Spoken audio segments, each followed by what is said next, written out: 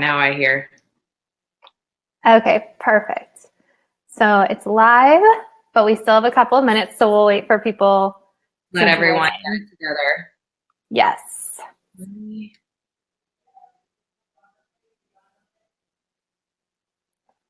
That can't be right. I think it should be live.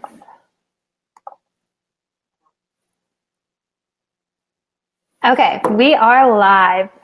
Woo! And it's not showing me everyone right now, but I know that they're on here because they texted me. So let's see. There we go. Some people are giving some hearts and likes. Oh, I see a little eye. Yeah, but they're okay. Now we've got some viewers. And it's not showing me everyone right now, but I know that there we go. Okay, so welcome to the first ever Sarah Scoop Facebook Live show. My first guest is Olivia from The Bachelor. And Olivia, thank you. We're always going to remember this show, so it's wonderful that we get to have you here with us. The inaugural episode is very exciting for me. Yeah, this is great. So the last time we talked to you, because we had interviewed you in the past in a written interview, which I'll link and people can read up on, but we asked you about your life and you were living in New York City and now you're in Nashville. So what brought you to Nashville? I'm honestly just kind of a gypsy. I was sick of living in New York. It just occurred to me over a week that I wasn't that happy there. And so my first job, a piece of hair in my face. My first job was in Tennessee, and I fell in love with Tennessee way back when. And then it just kind of happened to where a house was on the market that I loved. And so I bought it, and now I live in Nashville, and I literally moved away from New York in a week. It was so random. And all of my roommates were like, wait, what? So it's just kind of one day you're like, okay. Yeah, I'm so impulsive, and I really am such a gypsy that if I put my mind to something, it's done the next day. So I decided I wanted to move, and I was gone in 5 minutes. It was ridiculous, but I love it here. And so when you're in Nashville now, are you just doing the podcast, or what are you doing now? The cool thing was a job for my dream airline opened up, Delta Airlines. And so I work for Delta in the summers at the Nashville airport. I check bags. So if anyone is flying through Nashville, I'll probably check your bags this summer. And that's for 3 months. And then for the rest of the year, I'm just traveling a ton because I love to travel. So I also interview people while I'm on the road, or I follow around my best friend, Brandi Cyrus, and we're always following each other. So I kind of live a weird life right now. My schedule is crazy. I was listening to your podcast with her. It sounds like you guys have a fun relationship and some travel memories. We're best friends. Maybe should just consider getting married to, us two, and just living our travel life together. It's very weird. Yeah. And in your podcast, you said you guys met because you were doing a Bachelor after show. Was that correct? We were doing, I don't know if you've ever seen People magazine. They do a Facebook show or a YouTube show or whatever, kind of like this. And in New York, me and Kayla from my season would do it all the time. And one time they called in Brandi on Skype, and I was like, wow, I feel like Brandi would be really cool. So I awkwardly asked for her email, and now we watch The Bachelor together, and we sometimes talk about The Bachelor. It's fun. So whenever it comes to The Bachelor, obviously you're watching this season, and you have written on people's posts, I saw on Crystal, kind of I get it, I can relate. What I got some heat for that? Ugh. I saw that, but I like the support. I think it's nice that you're putting it out there, you've been through it. What kind of advice do you give to people like that? I mean, it's funny, watching Ari's season has almost been weird for me because I feel like they took so many plays out of my playbook and they're just running it again. Everyone's saying you look just like Chelsea, but you act like Crystal, whatever. And I see so many similarities with especially Crystal's edit. And I obviously can't get way into it, but a lot of things that she was probably pressured to do that is really helping this edit that she's getting. And a lot, you know, obviously you look at her social media and people are saying horrible things about her. And I remember those days. My message to her was more about handling social media than it was about anything else. You can't look, you can't respond, it'll be okay. It's going to suck for a couple months, but it'll pass. This too shall pass is what I was trying to say. Right. Yeah. So as we're doing, people are able to ask questions. Oh, cool. So Maddie is asking, Olivia, who's your favorite from this season with Ari?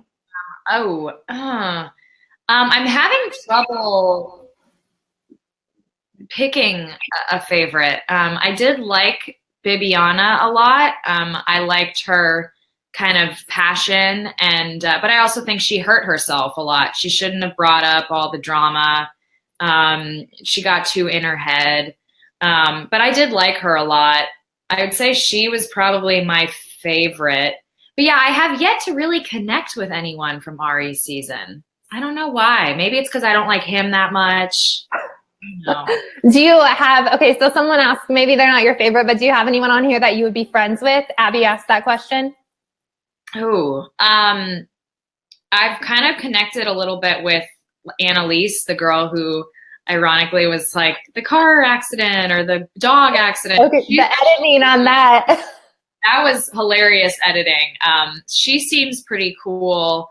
I actually feel like I would be pretty good friends with Becca, the short-haired girl. She seems like she's got this don't care in the world kind of attitude. I also would really love, we haven't seen enough of her, but CN is amazing. And she is way too good for this show. So I don't know what she's doing here. But. Do you think that you would ever do any more Bachelor shows? Like, could you see yourself on Paradise? Or I know that the Winter Games, I apologize, I don't think that much is told about that yet. But yeah, I've been asked to do Paradise twice, and every single time I just cannot get behind it. And I don't know if it's because I just don't trust the show anymore or just because I don't want to be in a swimsuit on television. It's probably more of that, honestly. I do not want to be in a swimsuit. So honestly, Winter Games seemed like a better option for me just because it seems like you'll get to wear a parka the whole time or whatever. But I don't know if that's going to just be like a one season Olympics thing or if it's going to be more of like a continued show. But I would love to do TV again. I just don't know if like the dating concept is for me. You know what I mean? Like I would love a style show. I've always said I would love to be on that show, Worst Cooks in America. I would love that. You should do that. I think I saw their casting. Now's your time. They have a celebrity edition and they've had people from like Jersey Shore. So why not bring a batch? Chris Soules was on it, I think, which like awkward, but yeah, no, like I would do a lifestyle show. Yeah. Okay. So, would you do that in Nashville? Like maybe you and Brandi can do that. Actually, funny because Andy Cohen, you know, Bravo man, he just did an interview saying his dream city to add to the Real Housewives would be Real Housewives of Nashville. So I immediately called Brandi and I was like, we need to get married or get divorced or something. Well, I listened to your other one. Like you talk a lot about your dating life. Do you have like some good stories that you haven't gotten to share yet?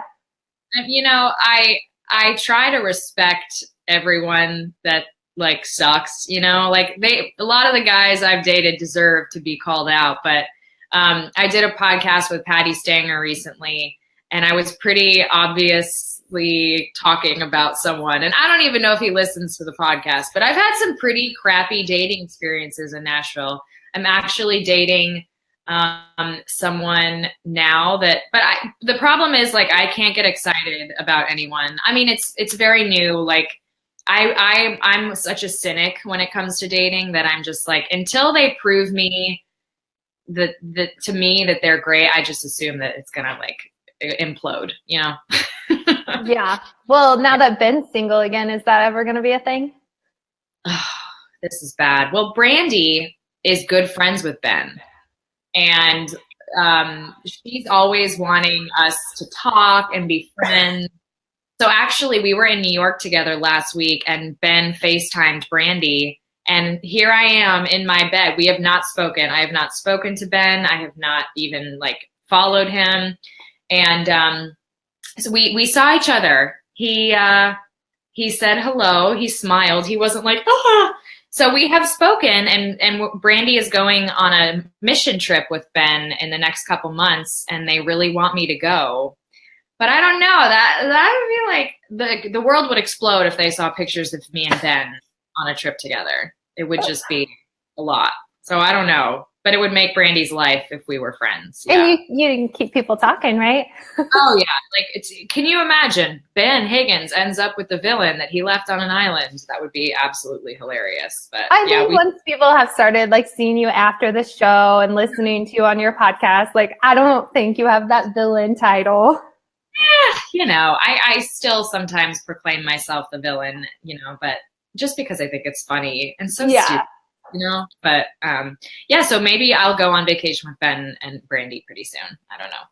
Oh, that'll be good. There you go. Someone asked if you would ever do a show like Survivor or Big Brother. Colleen asked that. I don't know if I could do Survivor just because I'm really not much of a survivalist. Actually, one of my best friends was on a similar show. He was on this show called Stranded on MTV. And he won. He was stranded on this island for like 40 days. And I was thinking, I could never do that. So I wouldn't do Survivor, I think, but I would love to do Big Brother. That's the one where you're stuck in a house. That sounds great. Or in, Amazing Race I would do because it's a little bit more like, and a bunch of Bachelor people are all of a sudden going on MTV. I saw that, like the challenges. Yeah, they've come to me and talked to me a couple times, but I'm always like, I don't know. Like, I can't see myself running 80 miles with 10 pounds of weights on me. Like that's not my state. No. Yeah. So we'll see. So actually, this is from my mom, which I she's tuning in. She wants to know, when you were on The Bachelor, how was it, honestly, when you saw all those girls kissing the guy? You know what's so strange is you get so used to it. Like it's the weirdest thing. I would see Ben making out with Becca and then JoJo and then whatever, and it is so weird that you don't care. You're like, oh, okay, we're all doing it. And then we would actually make jokes. There was one point Becca and JoJo were best friends on my season, and there was a point where Becca and JoJo were both sick. And they made jokes like, haha, it's because we're making out with the same guy and sharing saliva.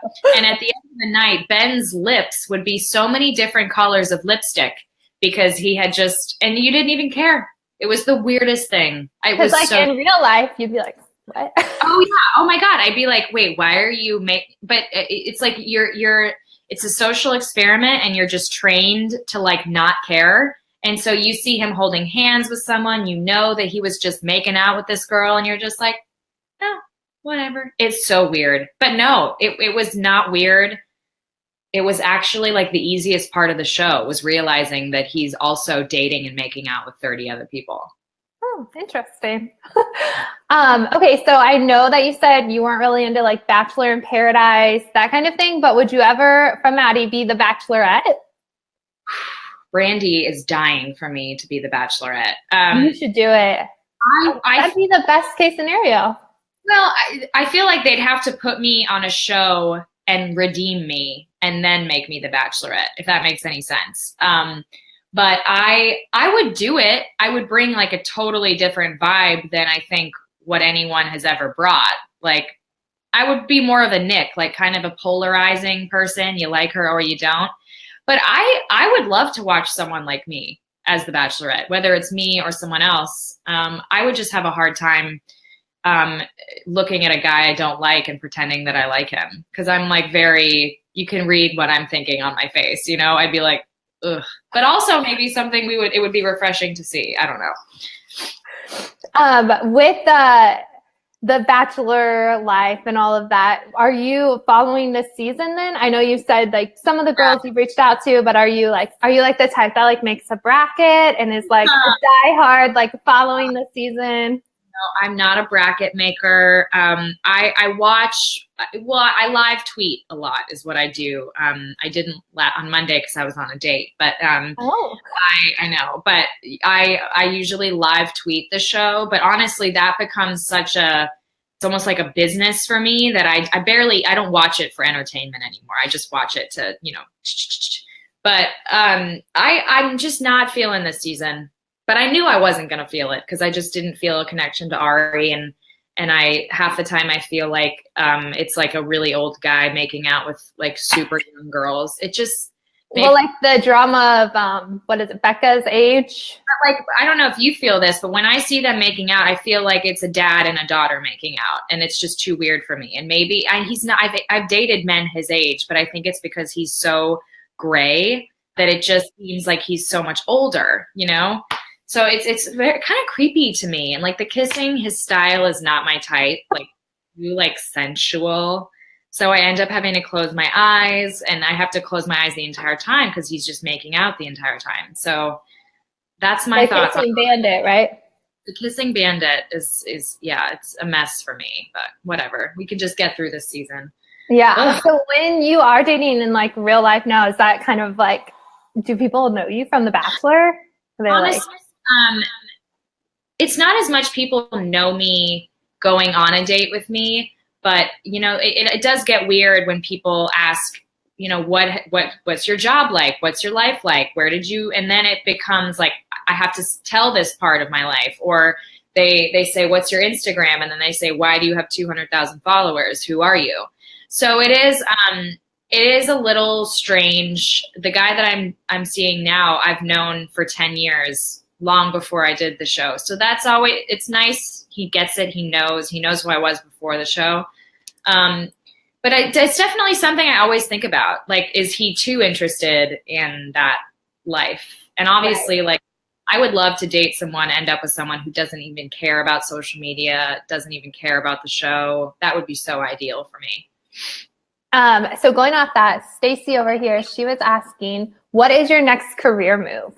Next career move. I mean, my podcast is doing amazing, and it's not necessarily, I don't think I would make a career change, but my resolution was to become #1 on CBS. My podcast is #2, and we are so close to #1. And so I'm really just like pushing for everyone to like tell their friends about the podcast.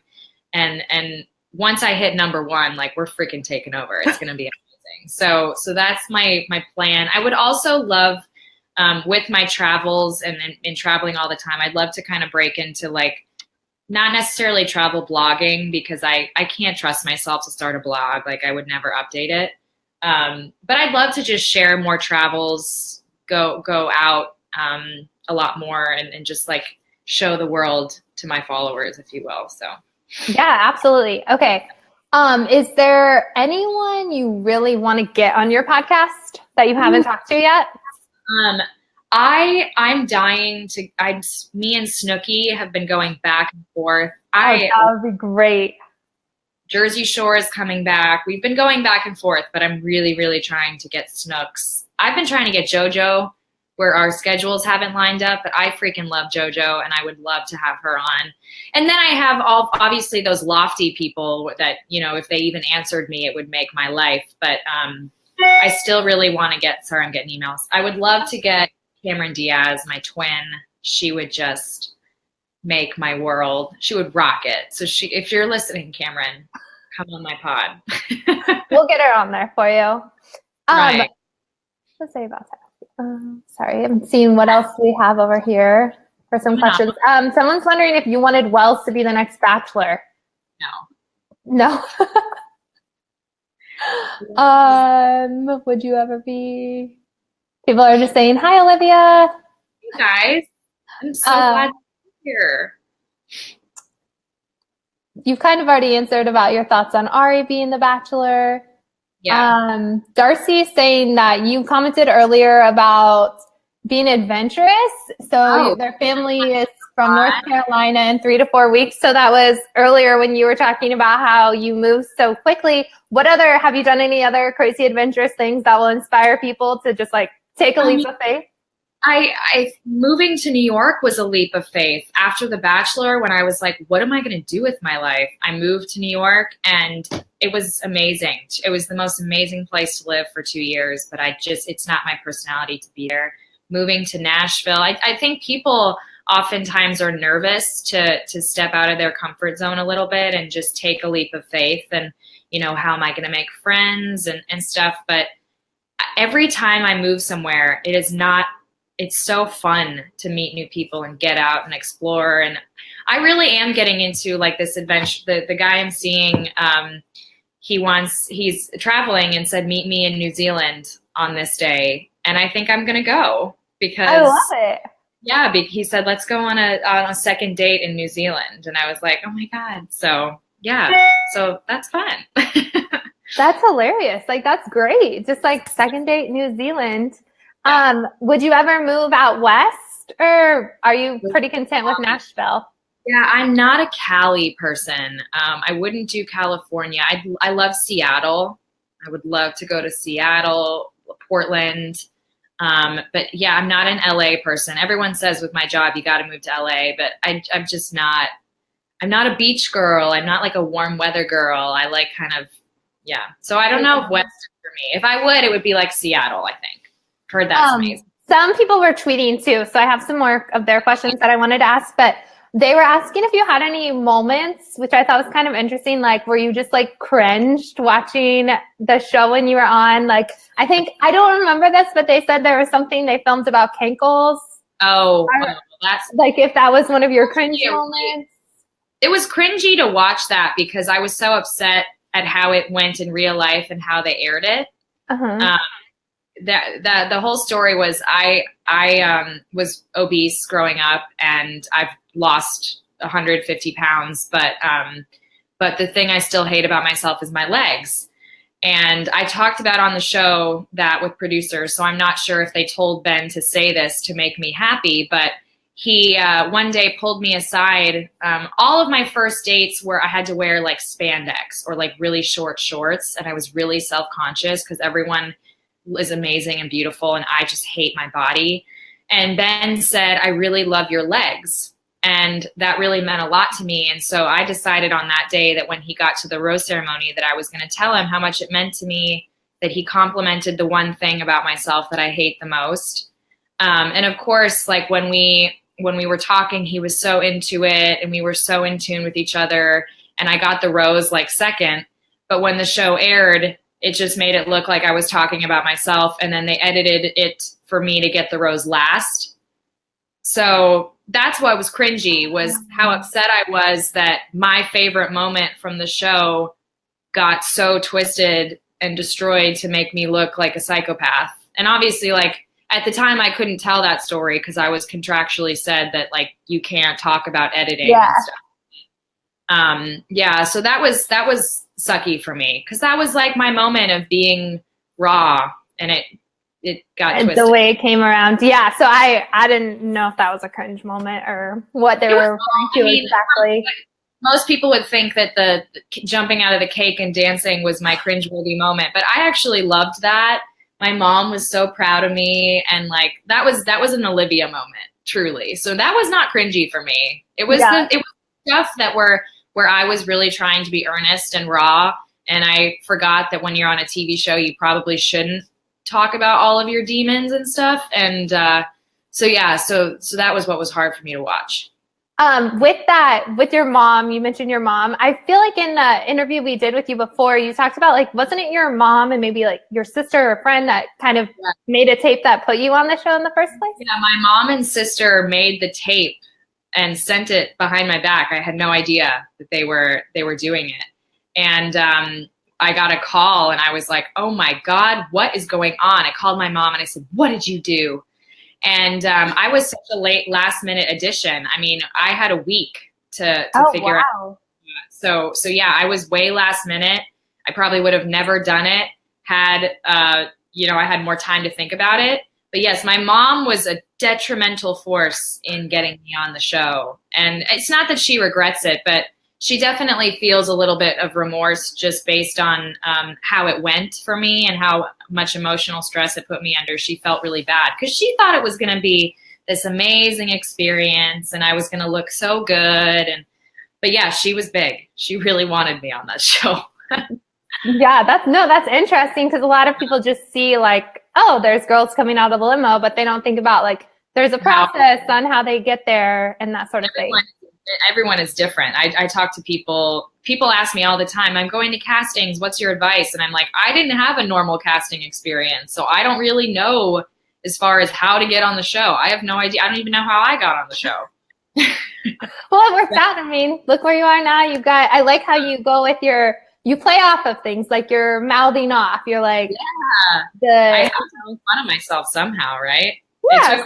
It took me 2 years to figure out how to make fun of the mouth, but I finally figured out the right avenue to capitalize on the mouth thing. So, well, I love the podcast. Like, I'm addicted to it. So it's probably going to go up #1 just from me, like, re-listening. I hope so. I work so hard, and I've got stiff competition at #1, but we're very close. And it's that feeling of like, you want to be there. And once I'm there, I just can't wait. We're close. It'll happen. I know. There's people that are commenting. Danee says that, so they appreciate like how real you are. Like, it's fascinating about the editing part. Yeah, the people, I think the reason I so passionately talk, when I comment on these women's pages saying you're going to be okay, like, people don't know the half of what is presented to them. And obviously the things that come out of our mouths we say yes, but like, they don't understand that when we're in these ITMs, which are these private interviews, the producers are getting what they want out of us. You have to answer in complete sentences so that they can chop it up and move it around. And they'll say, your connection with Ben is so good, right? And then you say, yes, my connection with Ben is great. And then you look like a crazy person. So, it's just interesting to think about. There's a lot that goes into it that people don't know. Right. I kind of like this question too, because I feel like you've like done it all now. Like, you are, how old are you? 25, 26? I am about to turn 26. 26. You have like your own business. You've been like on national TV. You've lived like some of the coolest states. So Darcy wants to know, what's the one thing you really want to do that you haven't done yet? Well, I just recently went bungee jumping, and that was amazing, but I'm dying to go skydiving, like dying to. Sorry for that text. And then it sounds stupid, but I would love to fall in love. It has been 5 years now since I've even had someone considerable in my life to even call a boyfriend or anything. And I feel like I'm like drying up, like I'm like I'm running out of water. So yeah, it sounds stupid, but I haven't done love in a very long time. And I'm at the point in my life where I feel like I've done so many things, and I just want the person. So I know that's stupid. Like, that's not stupid at all. I think that's great. And like that you're putting it out there, that means it's going to come, right? Put it in the universe. That I am, the one thing I haven't done since college was be in love and love someone else. So yeah, that's what I would say. With your journalism background, like, I'm just curious, would you ever write a book? Like, is that something you've ever thought of? Like, I have been asked that so many times. I would love to write a book if it wasn't so like taboo to write a book. Right. I feel like there's so many Bachelor girls who want to come out with books, are writing books, and I just don't want to do what everyone else is thinking about doing. But like, that was my literal dream in like elementary, middle school, was to be an author. So maybe, I don't know. I feel like I kind of missed my boat to write about Bachelor stuff, but maybe I could just write about, I don't know, other things. I have no idea. Yeah, no, I don't know. I just think it's interesting. Like, I'm no expert. No, but you're real, and that's what we like about it. Okay, well, we can kind of close things up. I will share that they've said Olivia for Bachelorette. Maddie votes that, and there was a few more comments that I missed, but they were saying Brandi's dream is for me to be the Bachelorette, and I do not get it, but regardless, she wants it. I think it's great. I mean, give it a try. She could be, you guys could do your own little YouTube show. She could be the Chris Harrison. Like, if you can bring back Ari, you can bring back me, okay? I'm not that much in the past. There we go. Well, is there anything you want to say to people that are watching that maybe watched you on your journey, and like anything? Thanks for accepting me for the weirdness that I am. I love you all. If you listen to Mouthing Off, thank you. If you don't, you should check it out. You should tell your friends to subscribe because Mouthing Off is fun, and I have a big year ahead, and let's make it number one. Do you have any guests coming up that you can tell us about that people can tune in for? Yeah, well, I have some of the Real Housewives of New Jersey on. I don't know if you guys, I love Bravo. Summer House is starting, and I have Steven coming on, and Carl. And yeah, I'm really working on Snooki. I'm like pushing for the you guys can be like the meatballs, isn't that? The twins are coming on pretty soon, which is going to be crazy because, and I maybe Ben Higgins too. So yeah, you guys can come live from your vacation together. Oh my gosh, when we're dating. Oh, Ben Higgins will be coming on the show, and it's going to get weird, probably very weird. But. We'll make sure to all tune in for that. Yay! Well, thank you so much, Olivia. I appreciate it. And I'll make sure to share this on YouTube as well, because I know there's probably a lot of people that want to see it that couldn't tune in, but we had some good questions. Oh, here, I'll leave you with this one. I love your podcast so much, from Abby. So there are people out there listening that love your podcast. Thanks, Abs. You rock. Love ya. Thanks so much, Olivia. Bye.